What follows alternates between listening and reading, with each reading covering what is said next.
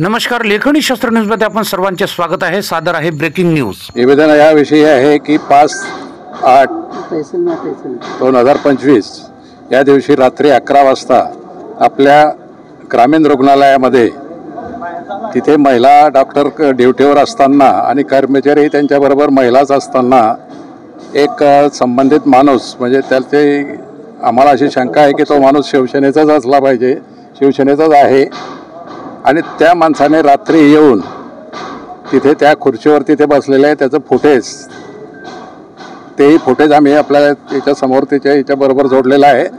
साईमतचा जे फोटो आहे तो त्याबरोबर सोबत जोडलेला आहे।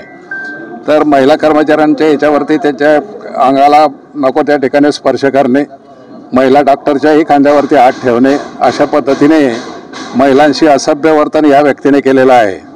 आमचं म्हणणं आहे की याचा शोध पोलीस खात्याने घ्यावा आणि तहसीलदार साहेबांनी देखील त्याच्यावरती आम्ही त्यांनाही सांगितलेलं आहे की आपण त्याचा फॉलोअप घेत चला।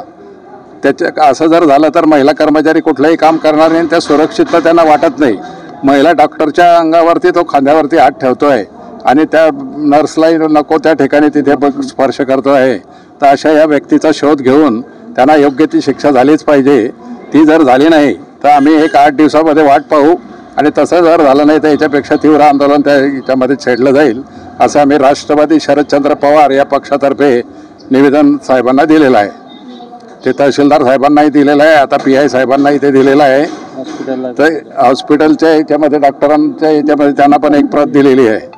तर याचा ताबडतोब त्यांनी त्याचा याच्यामध्ये त्याचा फॉलोअप घ्यावा, त्याचं तिथलं CCTV फुटेज घ्यावं आणि त्या व्यक्तीला कोण व्यक्ती आहे त्याचा शोध घेऊन त्याला योग्य ती शिक्षा ताबडतोब झाली पाहिजे।